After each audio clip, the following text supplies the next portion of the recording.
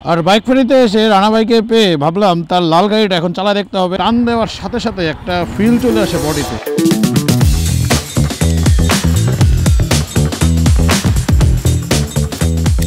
আমাদের কিন্তু পচা শামুকেই পা কাটে, আমাদের পা পচা শামুকেই কাটে, কিন্তু এটা আমরা বুঝতে পারি না। পাটা কেটে যাওয়ার পরে আমরা চিন্তা করি আয় হায় এই ছোট কাজটা করতে যে এমন একটা বড় দুর্ঘটনা ঘটে গেল।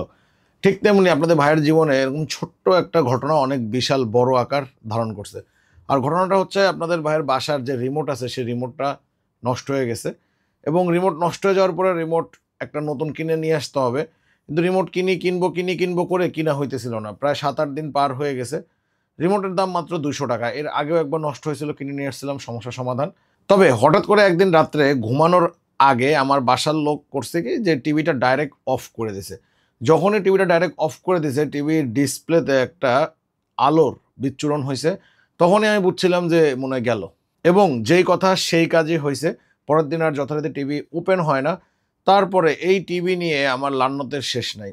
আমার এটা যে কোম্পানির টিভি, সেই কোম্পানির সার্ভিস সেন্টারে যখন নিয়ে গেছি, তখন তারা আমাকে বলল যে এইটার এলইডি প্যানেল চেঞ্জ করতে হবে, আর সেখানে খরচ হবে 14,000 টাকা।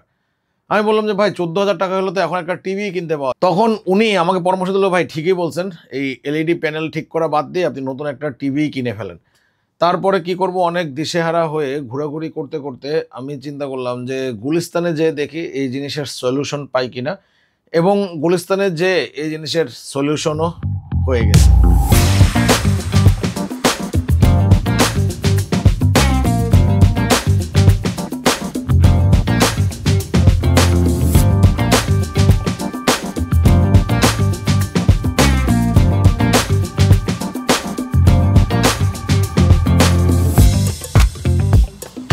আমার টিভির প্যানেল চেঞ্জ করার প্রয়োজন হয় নাই, বাট প্যানেলের একটা সার্কিট ছিল, সেই সার্কিটটা পুড়ে গেছে, আর সেই সার্কিটটা রিপ্লেস করার পরেই টিভি আবার ডান।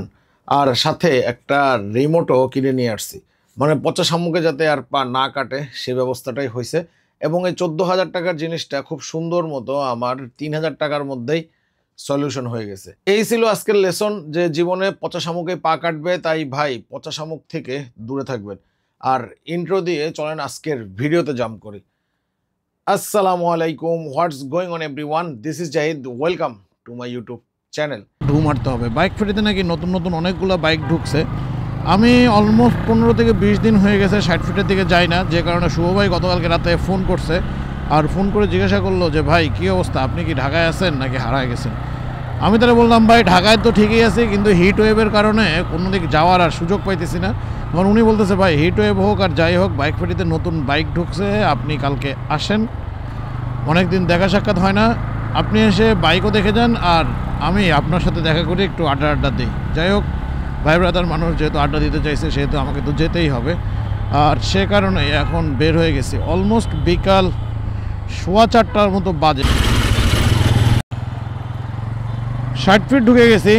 আর এই সাইডটা হচ্ছে আগারগাঁও দিয়ে রাস্তা, আর আগারগাঁও দিয়ে 60 ফিটে ঢুকার আগের যে রাস্তার পরিস্থিতি আর এখনকার রাস্তার পরিস্থিতি আকাশ পাতাল ডিফারেন্স। রাস্তা একদমই চেঞ্জ। আর 60 ফিট এখন আর আগের মতো নাই। তার আরেকটা জিনিস দেখেন, ডিয়া নাকি, যাই হোক উচ্চারণ করতে পারলাম না। ইলেকট্রিক ভেহিকেলের মার্কেটও এখন 60 ফিটে।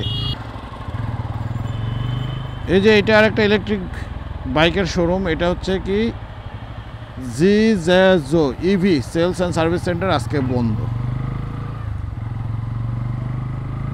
এদিকে আরও একটা ইলেকট্রিক বাইকের শোরুম আছে, এটা হচ্ছে রেভো। মোটর বাইকের পাশাপাশি 60 ফিটে এখন ইলেকট্রিক বাইকও পাওয়া যাচ্ছে। আর আমিও বাইক ফেরিতে চলে আসছি, ওই যে রাস্তার ওই পাশে হচ্ছে বাইক ফেরি। যাই হোক, এখন ইউটার্ন নিয়ে সামনে দিকে ঘুরে আসবো। রাত্রে স্বপ্ন দেখছি রানা ভাই নতুন একটা বাইক কিনছে, আর সেটা বাইকটা হচ্ছে লাল কালারের। আর এখন এসে দেখতেছে সেটা হচ্ছে রয়্যাল এনফিল্ড হান্টার। আর বাইক ফেরির প্রচুর ওয়াশিংয়ের কাজ চলতেছে, বাইরের পার্ট ওয়াশ করা হইতেছে। দেখে মনে হতেছে শোরুম বন্ধ, কিন্তু ভদ্রলোকেরা নাকি সব শোরুমের ভিতরেই আছে। ভাই গতকালকে রাত্রে আমি স্বপ্নে দেখছি রানা ভাই একটা নতুন বাইক কিনছে, বাইকটা হচ্ছে লাল কালারের। এখন আজকে এসে দেখলাম যে হান্টার। ইয়ারে জিজ্ঞাসা করলাম অন্তর এই বাইকটা কার, অন্তর কইলো যে এটা রানা ভাইয়ের। রানা ভাই তো আপনার স্বপ্নটা একটু কারেক্ট সম্ভব। রানা ভাই একটা হ্যাঁ স্বপ্নটা স্লো দেখে ফেলছেন। দুদিন পরে দেখবো না আপনি যেটা করবেন। দুদিন পরে দেখবো। আপনার স্বপ্নটা ঠিক আছে, কিন্তু কালারটা চেঞ্জ হয়ে অন্য কোনো কিছু যদি দেখতে পারতেন তাহলে আপনার হান্টার লাল লাল গাড়ির স্বপ্ন দেখছেন, এটা পুরো না হান্টারের স্বপ্ন দেখিনি, স্বপ্ন দেখছি লাল কালারের বাইক কিনছে নতুন। কালারের স্বপ্নটাও দেখে ফেলে সিলভার কালারের একটা স্বপ্ন দেখে আলাদা নাই। তো এখন লাল কালারের স্বপ্নটা কি ভুল হয়েছে? গ্রে কালারের একটা স্বপ্ন দেখেন এবং সেই স্বপ্নটা অসম্ভব স্বপ্ন, থাকার কথা না, কিন্তু না লাল কালারের যে স্বপ্নটা দেখলাম এটা কি ভুল দেখলাম? না সঠিক দেখছেন। মানে একটু দেরিতে দেখছি। দেরিতে দেখছেন। টাইম মেশিন আমি তো ভাই 15 চলে এসছে। আমি তো 20 দিন পরে আসছি এখানে 60 ফিটে, যে কারণে স্বপ্ন একটু দেরি হইতেই পারে। আপনি জানেন আর বাইক ফেরিতে এসে রানা বাইকে পেয়ে ভাবলাম তার লাল গাড়িটা এখন চালা দেখতে হবে। আমার লাল কালারের N160 জমা দিয়ে এখন রানা ভাইয়ের লাল কালারের হান্টার নিয়ে বের হব। হান্টারের আগে একদিন চালাইছিলাম, বাট সেটা হচ্ছে 2-3 মিনিটের একটা রাইড হয়েছে, তাই আজকে একটু বেশি সময় নিয়ে হান্টার চালাইতে হবে। এটার স্টার্ট দেওয়ার সিস্টেমটা খুব সুন্দর, মানে ইগনিশন সুইচটা ডান দিকে মানে ভিতরের দিকে মোচড় দিতে হবে, তাহলে স্টার্ট হবে, আর বাম দিকে যদি দেওয়া হয় স্টার্ট বন্ধ হয়ে যাবে। আর এটা হচ্ছে এটা সামনের ড্যাশবোর্ড, অ্যানালগের মধ্যে ডিজিটাল, মানে সিম্পলের মধ্যে গর্জিয়াস। এখন 22:52 বাজে, আর এখানে গিয়ার ইন্ডিকেটর শো করতেছে, নিউট্রাল অবস্থায় আছে। এটা হচ্ছে আরপিএম মিটার আর ছোট্ট একটা ডিজিটাল স্পিডোমিটার। লুকিং গ্লাসটাও খুব কিউট, আর রয়্যাল এনফিল্ডের লুকিং গ্লাসের নাকি অনেক দাম। চলেন 250 সিসির হান্টার চালাই। ওয়াও, মানে টান দেওয়ার সাথে সাথে একটা ফিল চলে আসে বডিতে। লাস্ট কয়েকটা ভিডিও বানাইছিলাম 60 ফিটের ভাঙাচুরা রাস্তায় বাইক চালিয়ে কেমন লাগলো, কিন্তু এখন আর 60 ফিটের রাস্তা ভাঙাচুরা নাই। এখন 60 ফিটের রাস্তায় আছে টেসলার দখলে। আমাদের ডাইনে বামে প্রচুর পরিমাণে টেসলা, এই যে লুকিং গ্লাসে দেখা যাইতেছে, সামনেও টেসলা আছে। এখন টেসলাদেরকে কাটিয়ে আমরা আগারগাঁওয়ের একটু ফাঁকা রাস্তায় যাব, সেখানে যেই হান্টারটা চালাবো একটু খোলা মনে, আর তারপরে আপনাদের সাথে একটু কথা বলবো বাইকটা চালিয়ে কেমন লাগলো। এই বাইকের স্পেসিফিকেশন নিয়ে অনলাইনে অনেক ভিডিও আছে, গুগল করলে অনেক কিছু জানা যাবে, যে কারণে এটার স্পেক নিয়ে আমি কিছুই বলবো না। আমি জাস্ট আমার ইউজার এক্সপিরিয়েন্সটা কেমন সেটাই আপনাদের সাথে শেয়ার করব। হায়ার সিসি বাইকের এক্সেলারেশন করলেই একটা ধাক্কা মারে, মানে বাইকটাতে যে পাওয়ার আছে সেটা আপনাকে বুঝাবে সে সহজেই। আর বাইকটা আপনি একদম হাত স্ট্রেট করে চালাইতে পারবেন, মানে এটার ট্যাঙ্কিটা মোটামুটি বেশ বড়ই, যে কারণে আপনার সিট কিছুটা পিছনে থাকবে, এই কারণে আপনি স্ট্রেট ধরে বাইক রাইড করতে পারবেন, বা চাইলে সামনের দিকে একটু ঝুঁকে হাতটা হালকা বেন্ড করে নেবেন, তাহলে আর হাতে প্রেশার পড়ার কোনো চান্স থাকবে না। 60 ফিটের জাম শেষ করে আমরা আগারগাঁও রোডে চলে আসছি। এদিকে রাস্তাঘাট মোটামুটি ভালোই ফ্রি থাকে এই টাইমটাতে। এখন বিকাল বাজে হচ্ছে 5টার মতো, তাই চিন্তা করছি যে এই রাস্তাটাতেই বাইকটা রাইড করে কেমন লাগলো আমার কাছে সেটা আপনাদের সাথে শেয়ার করি। বাইকটার প্রথমে যে জিনিসটা ভালো লাগছে, এটার সিটিংটা চমৎকার। সিটিংটা বেশ কমফোর্ট, তবে এটার ইঞ্জিন থেকে ভালো ধরনের একটা হিট আমি অনুভব করতেছি, সেটা আমি বাইক রাইড শেষ করে আপনাদের সাথে বলতেছি। সেটারও একটা সমাধান অবশ্যই আছে, যেহেতু বাইকটা ফুললি মেটালিক আর 350 সিসির বাইক, সো বাইকে তো হিট হওয়াটাই স্বাভাবিক।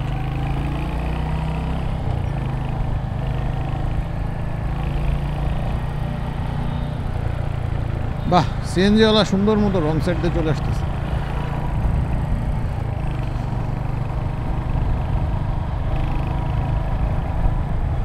বাইকটা চালানোর সময় খুব সুন্দর একটা সাউন্ড আমার কানে আসতেছে, এবং এটা শুনে মনে হচ্ছে যে না আসলেই রয়্যাল এনফিল্ডের যে সাউন্ডটা এতদিন আমাদের মনের মধ্যে আটকে ছিল, সেই জিনিসটা এখন প্র্যাকটিক্যালি আমরা ফিল করতে পারতেছি।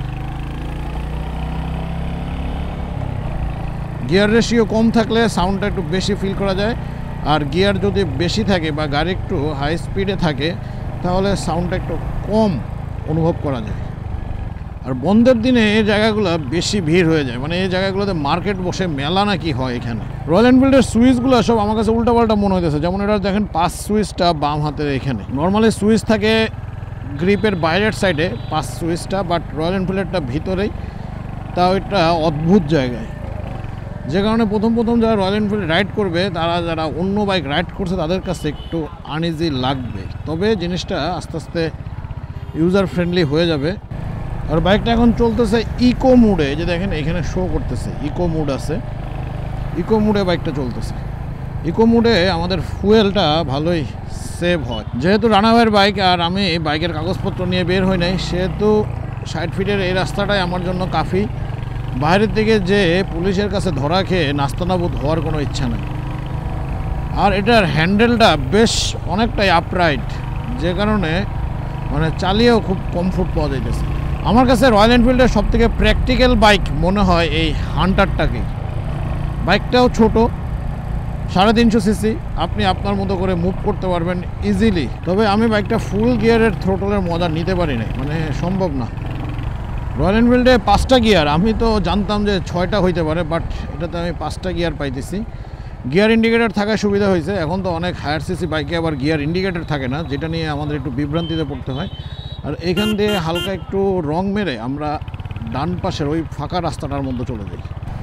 আর বাম পাশে একটা ফাঁকা জায়গা আছে, এইখানে ছোট ছোট বাচ্চারা সাইকেলের স্ট্যান্ড করে, এখানেই দাঁড়িয়ে আপনাদের সাথে একটু কথা বলি বাইকটা নিয়ে।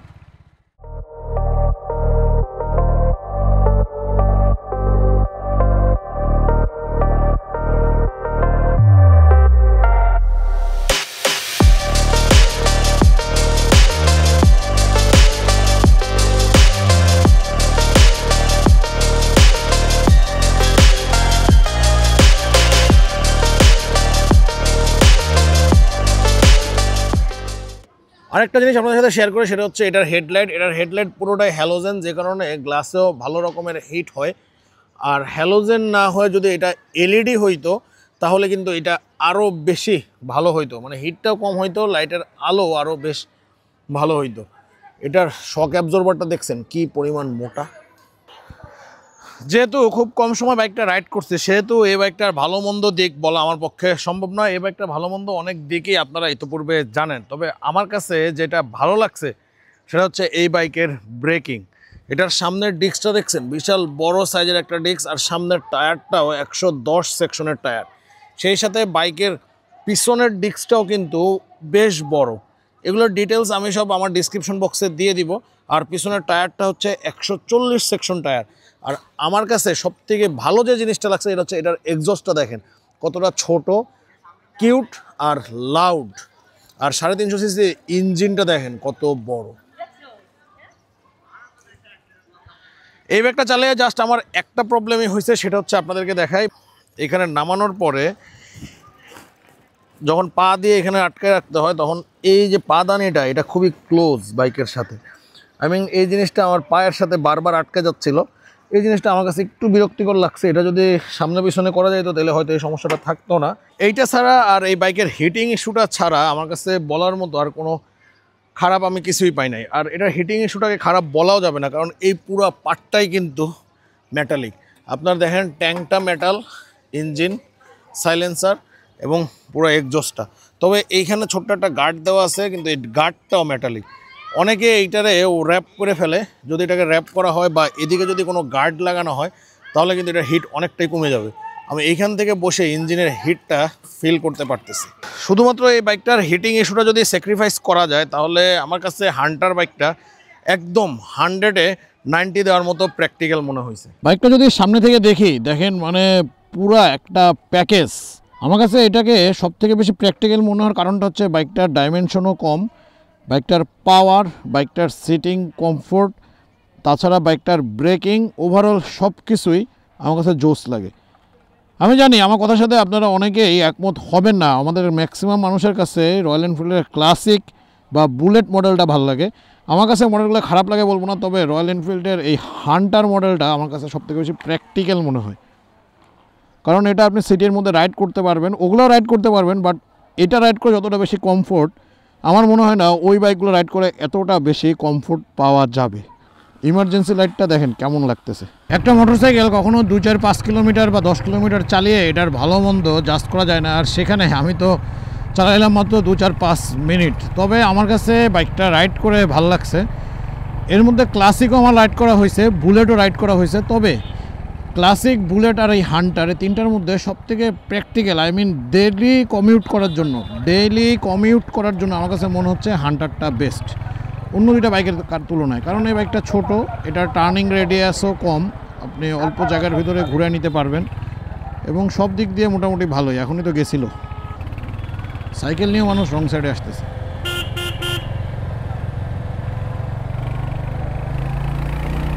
বাইকটা 2-3 দিন কাছে রেখে রাইড করতে পারলে হয়তো বা এটার ভালো মন্দ দিকগুলো ভালো বোঝা যাইতো। হ্যাঁ, স্পিড ব্রেকারও পার করা যায় আরামে, এটা গ্রাউন্ড ক্লিয়ারেন্সও যথেষ্ট ভালো। কী হলো, 60 ফিটে বিশাল জ্যাম। আর হান্টারের আরেকটা স্পেশাল ফিচার যেটা এখন অনেক বাইকেই আছে, বাট এটাতে যে আছে এটা আমার জানা ছিল না, সেটা হচ্ছে স্ট্যান্ড দিলেই বাইকের স্টার্ট অফ হয়ে যাচ্ছে, আবার স্ট্যান্ড অবস্থায় বাইক যদি গিয়ারে দেওয়া হয় তখনও আবার বাইকের স্টার্ট বন্ধ হয়ে যাচ্ছে। এই ফিচারটা চমৎকার, এটা আমাদের জন্য দরকার, কারণ আমরা হুট করে স্ট্যান্ড ফালায় দেওয়ার অভ্যাসও আছে, আবার স্ট্যান্ড ফালায় দিয়ে বাইক রাইড করারও অভ্যাস আছে। আর যেহেতু বাইকটা রানা ভাইয়ের, সেহেতু রানা ভাইয়ের কাছ থেকে এই বাইকের অন রোড মাইলেজ উনি সিটিতে কত পাইতেছে সেটা আমি জেনে নিব। আজকে যার বাইকটা চালাইলাম এই যে আমাদের সে রানা ভাই। ভাই একটা জিনিস একটু জানার ছিল, সেটা হচ্ছে হান্টারটাতে আপনি মাইলেজ কত পাইতেছেন? রয়্যাল এনফিল্ডের যে কোনো বাইক নিয়ে মানুষের অনেক আগ্রহ মাইলেজ নিয়ে। আমি ক্লাসিক হান্টার 2টা চালাইতেছি, 100 কিলোর আগেই আমার ক্লাসিকের 2 কাটা তেল শেষ হয়ে গেছে, আর এটা 150 কিলো পার হয়েছে, 2 কাটা তেল এখনো মানে শেষ হয়েছে মাত্র 2 কাটা।